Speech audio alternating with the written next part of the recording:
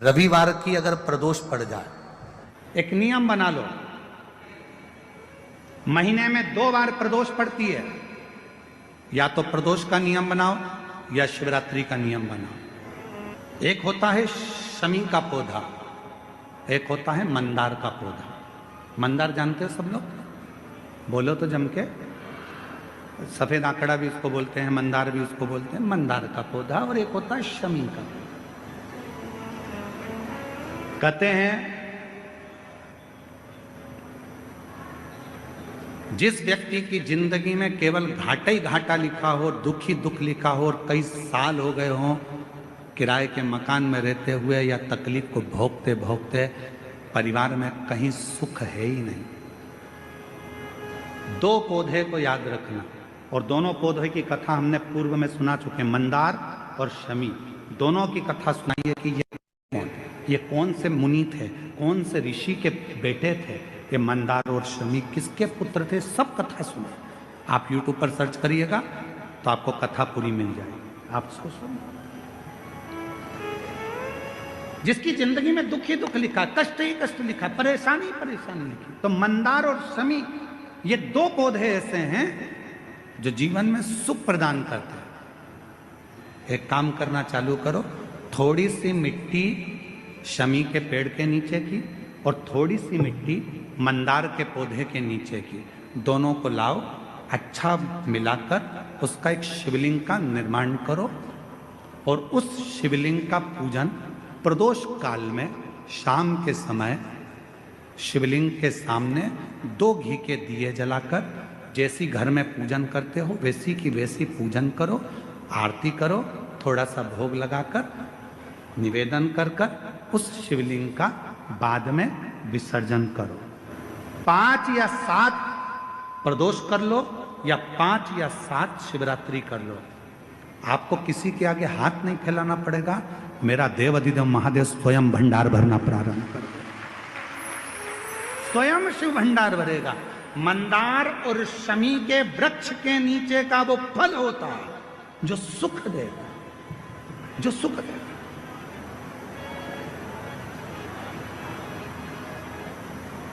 जो हमें आनंद प्रदान करता है। मंदार मतलब आप लोग जानते हो, वो सफेद आंकड़े की जो जड़ होती है, आंकड़ा होता है, उसके छोटे छोटे फूल होते हैं मंदार के, भगवान शंकर को चढ़ते हैं। और शमी की पत्ती तो आप लोग जानते ही हो, शमी का पत्र, इसके पौधे के नीचे और उसके पौधे, इसका वृक्ष और उसके वृक्ष के नीचे की थोड़ी थोड़ी मिट्टी प्रदोष काल में या तो प्रदोष हो या शिवरात्रि हो, दोनों को मिलाकर उसका शिवलिंग बनाकर उसकी आराधना, उसकी। शिव महापुराण में 5 वृक्षों का जो वर्णन किया गया, पहले नंबर पर है बेलपत्र का वृक्ष, दूसरे नंबर पर है शमी का वृक्ष, तीसरे नंबर पर है आंवले का वृक्ष, चौथे नंबर पर है पीपल का वृक्ष और 5वें नंबर पर है वट वृक्ष। ये हमको बल देते हैं और हमें जो बल प्रदान करते हैं, हमें जो एनर्जी देते हैं, हमारे दुखों को ये नष्ट करते हैं। हमको एक अलग से बल इन पौधों से, इन वृक्षों से प्राप्त होता है। शमी की जो पत्ती होती है,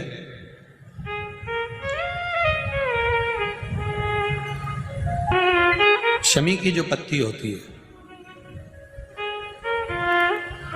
एक पत्ती में जितनी पत्तियां लगी होती हैं और एक पत्ती के अंदर, जरा ध्यान देंगे, जैसे इस पत्ती में ढेर सारी पत्तियां लगी हुई है, पत्ती में से भी एक पत्ती तोड़ोगे और एक पत्ती तोड़ने पर उस पत्ती को भी अगर गिनोगे तो उसमें बहुत सारी पत्तियां होती हैं।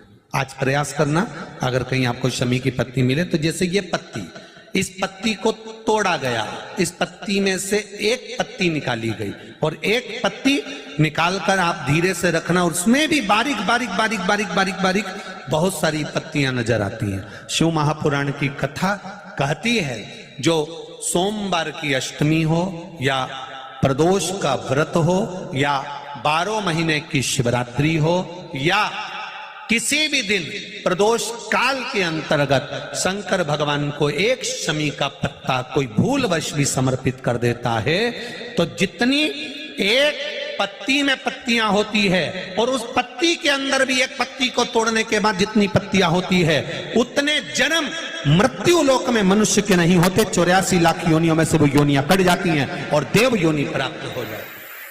एक शमी पत्र की इतनी महत्वता है। शमी का जो पत्ता होता है, ध्यान से सुनिए, रोज आप अगर शमी के पत्ते को नहीं चढ़ा सकते, महीने में एक बार या 2 बार शमी का पत्ता शंकर के ऊपर अवश्य समर्पित करना चाहिए। क्यों? शरीर में अगर कोई बड़ी बीमारी आने वाली होती है तो बाबा उस विष को समाप्त कर देते हैं, मात्र शमी का पत्ता समर्पित कर देते हैं। भले महीने में 2 बार चढ़ाओ, हफ्ते में 1 बार चढ़ाओ, तुम्हारा मन पड़े तो हफ्ते में 2 बार चढ़ाओ। ज्यादा बीमारी है, शमी का पत्ता एक शिवजी के शिवलिंग पर और एक पत्ता जहां से पानी बहकर नीचे गिरता है ना, जलाधारी में से शिवजी पे जल चढ़ाया। जैसे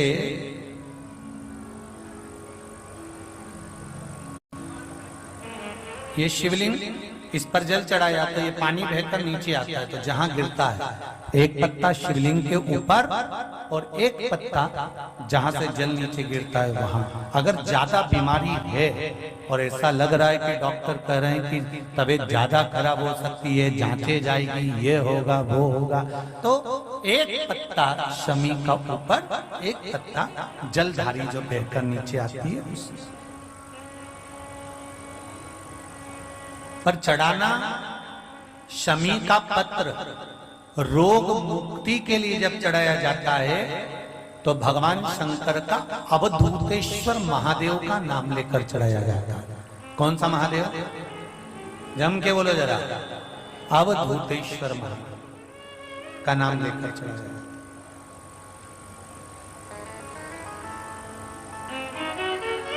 एक बात आपको कही थी अभी पिछले कथाओं में, गाय के दूध का घी बनाकर उसकी एक उंगली घी की अशोक सुंदरी वाली जगह पर लगाकर, जो व्यापार नहीं चलता हो, दुकान नहीं चलती हो, अशोक सुंदरी वाली जगह पर घृत लगाकर घर के दरवाजे पर या व्यापार के द्वार पर उस उंगली को लगा देना चाहिए।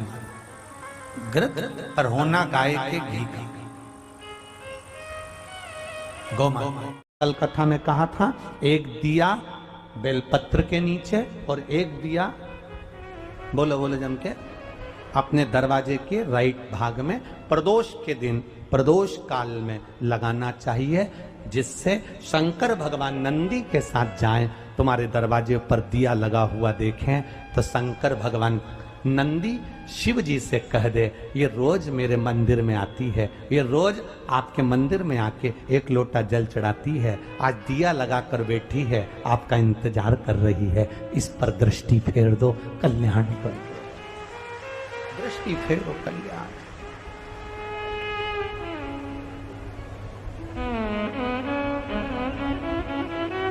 दिया लगाना मतलब प्रतीक्षा करना, दिया लगाना मतलब बाट जोना, दरवाजे पर दीप लगाना मतलब हम इंतजार कर रहे हैं बाबा का, हम बाबा का इंतजार। प्रदोष काल में, प्रदोष के दिन हमने पहले भी कहा कि एक दीप लगाना या जल चढ़ाना या शंकर को धतूरा चढ़ाना या चावल का दाना चढ़ाना या बेलपत्र चढ़ाना वो खाली नहीं जाता है। तुम्हारा प्रदोष के दिन, प्रदोष काल में लगाया गया दीपक एक ना एक दिन तुम्हारे घर में भी प्रकाश जरूर कर देगा। थोड़ा ध्यान दीजिएगा। मान लो मेरे बेटा बेटी कहीं अप्लाई कर रहे हैं नौकरी के लिए या अन्य चीज के लिए, तो वो अगर बेलपत्री के मध्य पत्ती और ये 2 पत्ती है, इस पत्ती के बीच की जो जगह होती है वहां यदि पीला चंदन और एक चावल का दाना लेकर हरीश्वर महादेव का नाम लेकर शंकर के शिवलिंग पर प्रदोष के दिन अगर चढ़ा देते हैं तो वो बेटा बेटी जिस एग्जाम को दे रहा होता है अच्छी मेहनत के साथ, लगन के साथ, तो निश्चित है वो उसमें सफलता पाता जरूर। हरीश्वर महादेव, एक बार बोलो कौन से महादेव? हरीश्वर महादेव। जब कोई कह दे कि तुम्हारी जिंदगी में दुख ही दुख है, जब कोई कह दे तुम्हारे जीवन में कष्ट ही कष्ट है, तब एक काम चालू करो, शिव की आराधना।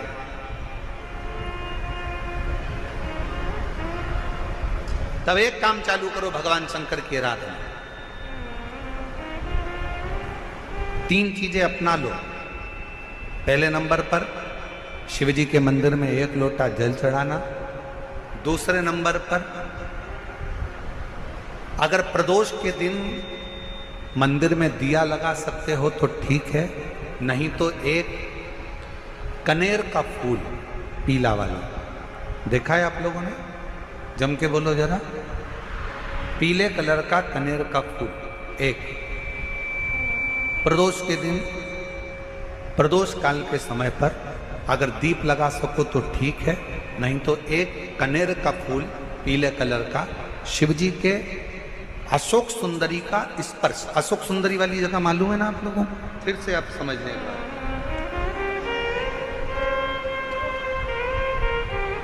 ये शिवलिंग,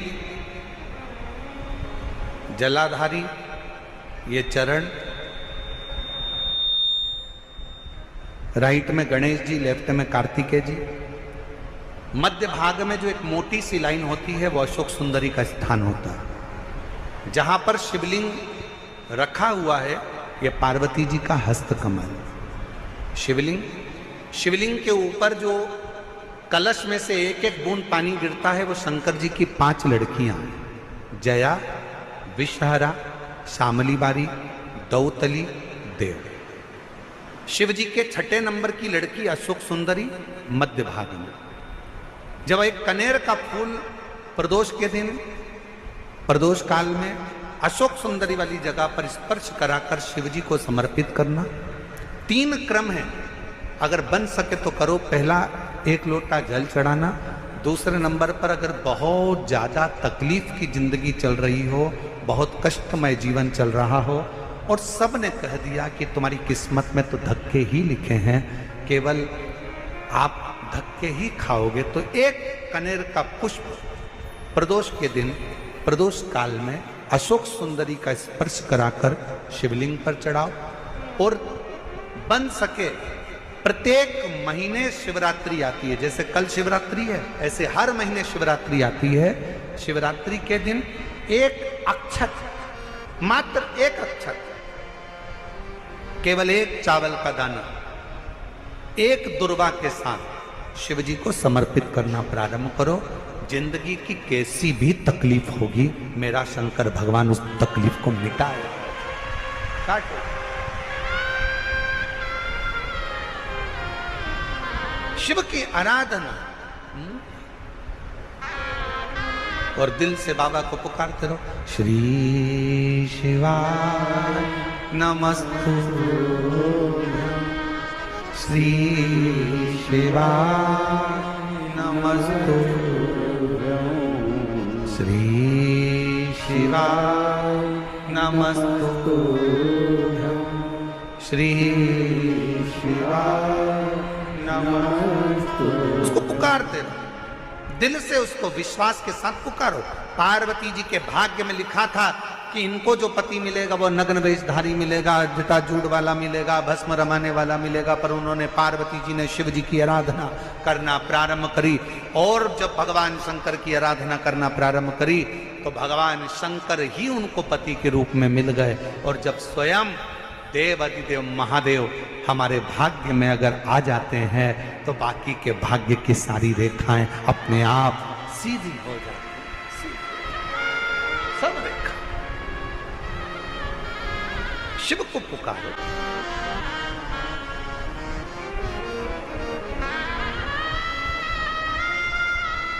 भगवान शंकर को पुकारने का प्रयास करो।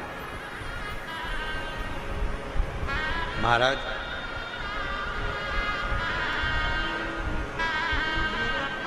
शिव महापुराण की कथा एक बड़ी सुंदर बात कहती है, बहुत सुंदर। जिसके दिन खराब चल रहे हो ना, तुम्हें मालूम है कि तुम्हारा रिश्तेदार के दिन खराब चल रहे हैं, उसकी तकलीफ की जिंदगी चल रही है, उसको कष्ट है। हम जानते हैं कि दिल्ली वालों को इतना समय नहीं है, मुंबई वालों को इतना समय नहीं है, बड़े बड़े शहर वासियों को इतना समय नहीं है, पर शिव महापुराण की आज की बात को लेकर जाना। जिसके दिन खराब चल रहे हो, तुम्हारे रिश्तेदार, तुम्हारा कुटुंबी, मोहल्ले में किसी के दिन अगर बेकार चल रहे हो, बहुत कष्ट के दिन चल रहे हो, तो उससे कम से कम एक दिन में 2 बार जरूर मिला करो। क्यों? उसके दिन भले खराब चल रहे हैं, पर एक ना एक दिन मेरा बाबा उसका हाथ पकड़कर उसको उन्नति की सीढ़ी पर जरूर चढ़ा। अगर किसी के दिन खराब चल रहे हैं तो उससे 2 बार मिलो। अगर किसी का स्वास्थ्य खराब चल रहा है तो उससे 3 बार मिलो। चिंता मत करना, छोटी सी बीमारी है, ठीक हो जाओगे। चिंता मत करना, ऐसी बीमारियां तो आती रहती है, टेंशन मत लो। किडनी खराब हुई है, लीवर बेकार हुआ है, शुगर हो गई है, थायराइड हो गया, कैंसर हो गया, क्यों चिंता करते हो? 3 बार मिलो। किसी के दिन खराब चल रहे हैं तो 2 बार मिलो, किसी का स्वास्थ्य खराब है तो 3 बार मिलो। और घर में अगर बुजुर्ग माँ बाप हैं और उनके प्राण छूटने का समय है, तो शिव पुराण की कथा कहती है उनकी सेवा में 24 घंटे लग जाओ। 24 अपने बुजुर्ग माँ बाप की सेवा में, अपने बुजुर्ग माता पिता की सेवा में हर घड़ी लगे, हर पल लगे। प्रदोष का दिन हो और प्रदोष काल में आप अपने घर से जल और एक हाथ में घी का भरा हुआ दीप लेकर जिस दिन शंकर के मंदिर में जाते हो, शंकर को जल चढ़ाकर हाथ का स्पर्श जलाधारी पर कर कर शिव मंदिर में दीप प्रज्वलित कर देते हो, 26 प्रदोष का पुण्य फल उसी क्षण प्राप्त होगा। 26 प्रदोष का फल एक ही दिन में, एक ही क्षण में प्राप्त हो जाता है। 26 प्रदोष। निवेदन सभी श्रोता बहन भाइयों से, कथा आस्था चैनल पर जो सुन रहे हैं, फेसबुक यूट्यूब पर जो सुन रहे हैं और पंडाल में बैठकर जो सुन रहे हैं, जिस दिन दिल से हारो ना,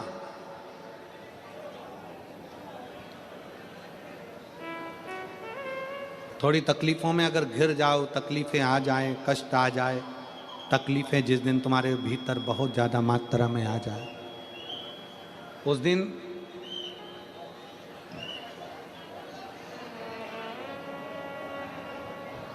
तीन बेलपत्र, एक बेलपत्र में पीला चंदन, बीच वाली पत्ती पर।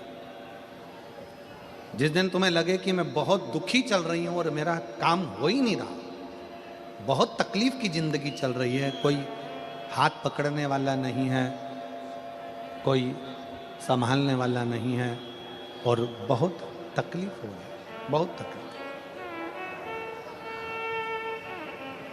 उस समय पर एक बेलपत्री के बीच वाली पत्ती पर पीला चंदन, दूसरी पत्ती पर लाल चंदन और तीसरी पत्ती पर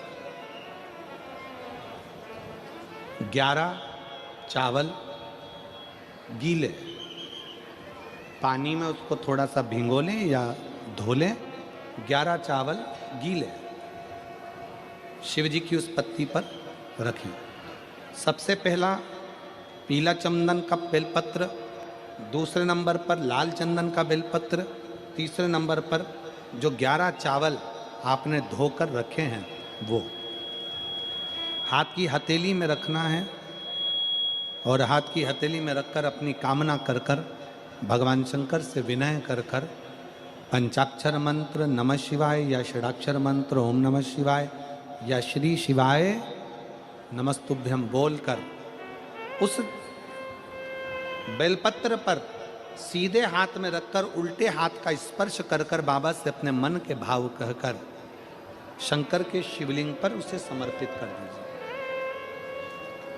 एक ही लोटा जल, जहां से जल बहता है अशोक सुंदरी वाली जगह, एक ही लोटा जल, जहां से जल बहता है उस जल बहने वाली जगह पर 3 बार उस जल को अपनी कामना कर कर श्री शिवाय नमस्तुभ्यम या पंचाक्षर मंत्र या षडाक्षर मंत्र बोलकर 3 बार उस स्थान पर गिरा दीजिए। गिराने के बाद में बाबा से विनय कर कर अक्षत वाली जो बेलपत्र है, एक बेलपत्र और एक अक्षत उसमें से अपने लिए लेकर आ जाओ। उसको 2 महीना 3 महीना अपने घर में रखिए। जितना भी दुख है धीरे धीरे बाबा समाप्त कर कर खुशियां घर में लेकर आता ही है। दुख समाप्त होगा, खुशियां घर में आएगी जरूर। कितना सुंदर वर्णन करा गया है शिव महापुराण में प्रदोष की महत्वता में। शिव महापुराण में प्रदोष की महत्वता कहते हुए स्वयं वेद व्यास जी वर्णन कर रहे हैं। तुमरुका जी चंचुला देवी से कहते हैं, चंचुला 15 दिन में प्रदोष आती है, हर 15 दिन में प्रदोष आती है।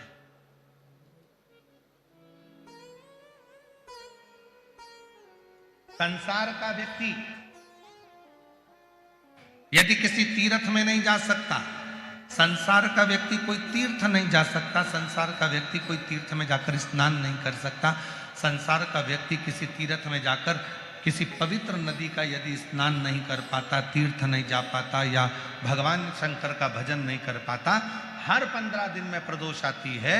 यदि एक प्रदोष को भी वो भूल से भी एक बेलपत्र या जल या चावल का दाना अगर शंकर को प्रदोष काल में समर्पित कर देता है या प्रदोष का व्रत कर लेता है तो उसके 15 दिन तक लगातार उसे तीर्थ का फल प्राप्त होता रहता है। चाहे फिर वो मंदिर जाए ना जाए, देवालय जाए ना जाए, शिवालय जाए ना जाए, तीर्थ जाए ना जाए, ये उसके ऊपर निर्भर करता है। पर एक चावल का दाना भी, एक बेलपत्र भी, एक लोटा जल भी यदि प्रदोष काल में प्रदोष के दिन शिव को समर्पित हो जाता है तो उसका फल जरूर, और एक दिन तक नहीं मिलता, 15 दिन तक लगातार उस फल को प्राप्त हो।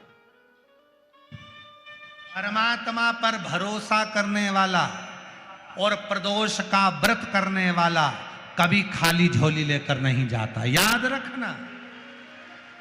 जिसने परमात्मा पर भरोसा करा है और जिसने प्रदोष का व्रत करा है उसको शिवजी ने आज नहीं तो कल, कल नहीं तो परसों दिया जरूर। जिसने बाबा पर भरोसा करा, जिसने सोमवार, पशुपतिनाथ ऐसे व्रतों को जो धारण करता है, कोई 16 सोमवार करता है, कोई पशुपति व्रत धारण करता है, कोई प्रदोष व्रत करता है, कोई सोमवार की अष्टमी का व्रत करता है, जो मांगा देगा।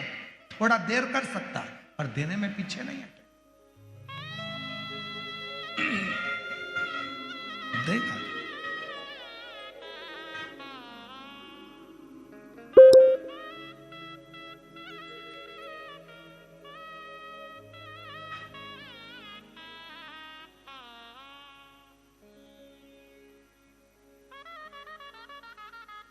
सारे देवता रोज भ्रमण पर नहीं निकलते।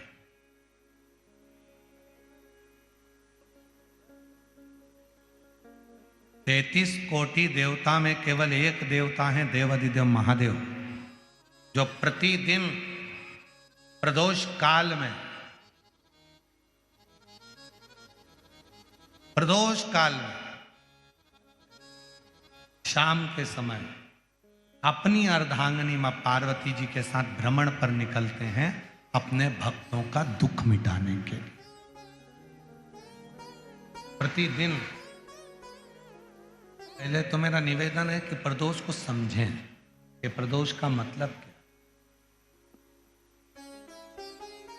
संसार का कोई मनुष्य कितने भी दोष कर ले, उसकी जिंदगी के सारे पाप उसने जितने भी करे हों, यदि प्रदोष का दिन है, जिस दिन प्रदोष है उस दिन यदि उसने व्रत धारण करा, केवल एक दिन ऐसा होता है प्रदोष का जिस दिन 33 कोटि देवता और 64 योगनियां भी भगवान शंकर के सामने अपने मन की बात कहने के लिए प्रदोष काल में खड़े होते हैं और शिव जी अपने हाथों से उनके दुख मिटाते मिटाते जाते हैं। वो प्रदोष का व्रत होता है, वो प्रदोष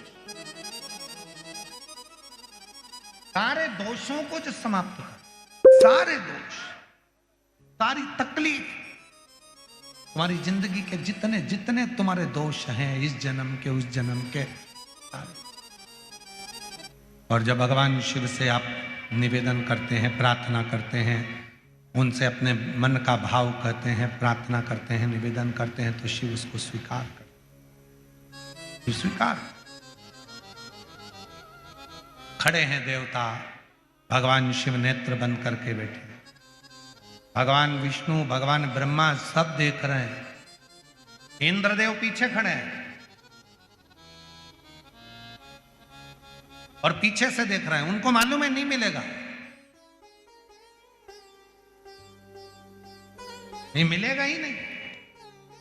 पर तभी भगवान नारायण ने फिर जमकर हर हर महादेव कहा। ब्रह्मा जी फिर बोले हर हर, और भगवान नारायण ने और भगवान ब्रह्मा ने 3 बार ताली का जो नाद किया। चंड ने भगवान शिव को सूचना दी, सूचना देकर भगवान शंकर के नेत्र खुल गए। और शिव जी के जैसे ही नेत्र खुले, बाबा ओ घड़दानी ने, भगवान शंकर ने नेत्र खोलते ही सामने खड़े हुए भगवान विष्णु को, भगवान ब्रह्मा जी को, देवताओं को देखा और पूछा कि आप यहां पधारे, मुझे आज्ञा करते मैं आ जाता,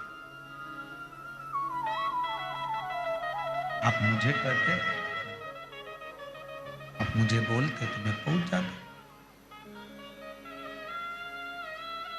आप आए, मुझे तो बुलाते, मैं पहुंचता आपके दरवाजे पर।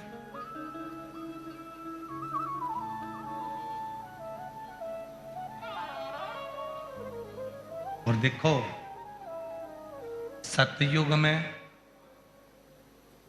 त्रेता युग में, द्वापर में और कलयुग में, इन सब में बड़ा अंतर है। सतयुग में, त्रेता में, द्वापर में भक्त को भगवान के दरवाजे जाना पड़ता था। केवल कलयुग एक ऐसा है, जिस कलयुग में आप भगवान को पुकारते हो तो भक्त को भगवान के पास जाना नहीं पड़ता, भगवान भक्त के पास दौड़कर आता है। और ये बात तुलसी बाबा ने भी अपनी रामचरितमानस में लिखा कि कलयुग केवल नाम आधारा और सुमर सुमर नर उतरई। आप भजो, नाम का उच्चारण करिए, भगवान का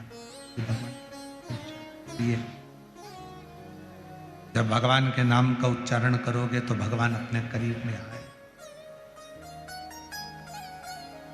और नहीं तो वैसे तो कलयुग बहुत बदला है। आपसे भी निवेदन, अपनी जिंदगी में एक नियम बनाओ, रोज, और रोज नहीं कर सकते तो प्रदोष के दिन, शाम के समय प्रदोष काल में शंकर भगवान के मंदिर में या तो दर्शन करो, नहीं कर सकते तो उनकी चौखट का दर्शन करो, वो भी नहीं कर सकते तो शिव जी के मंदिर की शिखर का दर्शन करो, और वो भी नहीं कर सकते तो किसी शंकर के भक्त का दर्शन कर लो, तो भी शिव तत्व की प्राप्ति होना प्रारंभ, तो भी शिव तत्व की प्राप्ति।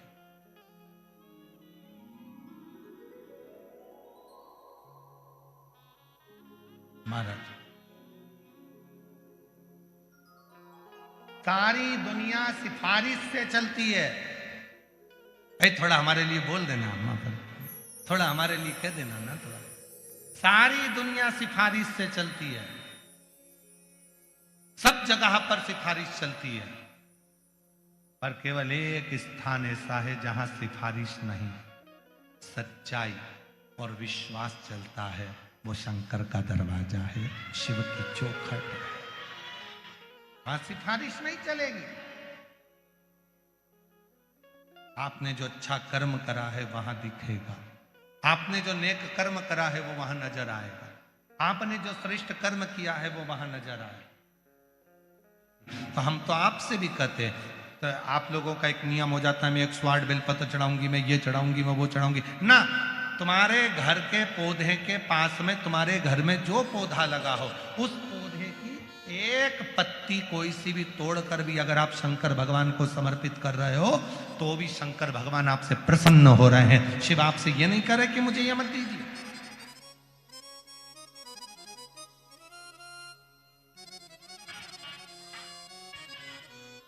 भगवान शिव ये नहीं देख कह रहे हैं कि मुझे ये दीजिए। और हमने पहले भी कहा, आज फिर कहते हैं, यदि थायराइड जैसी बीमारी है, लीवर किडनी काम करना बंद कर दिया है, या आपके शरीर में, हाथ में, पाँव में कंपन बना रहता है, थोड़ा थोड़ा हाथ पाँव हिलता रहता है, थोड़ा थोड़ा हाथ कोई काम करते हैं तो थर थर थर थर हाथ हल्का सा कांपता रहता है, तो हमने पहले भी कहा, आज फिर कहते हैं, जो दूब आती है ना, गणेश जी को क्या बोलते हो यहाँ पर, जम के बोलो, दूबा बोलते हैं, दुर्ब बोलते हैं। दुर्बा जो आती है, 5 दुर्बा प्रदोष के दिन एकांतेश्वर महादेव के नाम से भगवान शंकर के मंदिर में चढ़ाइए। शिवलिंग पे चढ़ाकर उस दुर्बा को उठाकर अशोक सुंदरी वाली जगह पर चढ़ाइए, और अशोक सुंदरी वाली दुर्बा को उठाकर वही 5 दुर्बा को नंदी के पास लेकर आइए, और नंदी के पास रखने के बाद उसी 5 दुर्बा को दिन भर में एक एक कर कर वो दुर्बा को प्रदोष के दिन रात्रि से पहले पहले उस दुर्बा को धीरे धीरे कर कर खाना प्रारंभ कर दीजिए। डॉक्टर का इलाज भी करवाते रहो, जांचें भी करवाते रहो, दवाई भी खाते रहो, और साथ में उस दुर्बा का प्रयोग करना प्रारंभ कर दो, तो धीरे धीरे हाथ में, पैर में जो कंपन होता है, वो कंपन अपने आप मिटना प्रारंभ हो जाएगा। लीवर, किडनी, थायराइड जैसी बीमारियां धीरे धीरे ठीक होना प्रारंभ हो जाएगी, किडनी काम करना प्रारंभ कर जाएगी। वो दुर्बा में इतना असर आ जाएगा। कौन से महादेव? जम के बोलो जरा, एकांतेश्वर महादेव।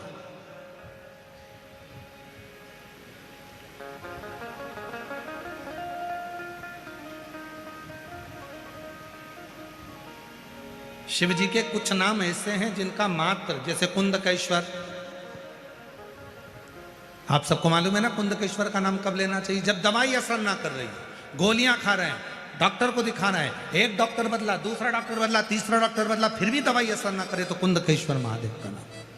डॉक्टर को दिखाते रहो, गोलियां खाओ, दवाइयां खाओ, जांच कराओ, क्योंकि डॉक्टर शिव का रूप है, पर उसके साथ में जो दवाई डॉक्टर दे रहा है और वो शरीर में ना लगे, तो कुंदकेश्वर महादेव का नाम, उसको फिर खाओ। हमने पहले भी कथा में 2 दीप का वर्णन किया, आज फिर कथा में 2 दीप का वर्णन कर। कितना भी दुख है, संपदा नहीं है, बहुत कष्ट का जीवन चल रहा है, बहुत तकलीफ का जीवन चल रहा है, 2 जगह पर दीप लगाना चालू कर दो। प्रदोष काल में, मतलब शाम का समय, सूरज ढलने का जब समय हो, उस समय एक दीप बेलपत्र के वृक्ष के नीचे, दूसरा दीप भगवान शंकर के मंदिर पर। प्रदोष काल में जब ये 2 दीप लगना प्रारंभ हो जाते हैं, तो भगवान अपने चारों हाथों से आपको संपदा देना प्रारंभ कर देते हैं। वो कुबरेश्वर महादेव बनकर धन वैभव देना प्रारंभ। 2 दीप,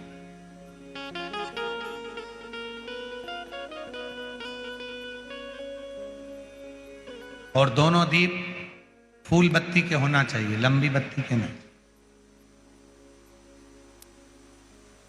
एक लंबी बत्ती होती है, एक गोल बत्ती होती है, फूल बत्ती, दोनों दीप फूल बत्ती। मां सती ने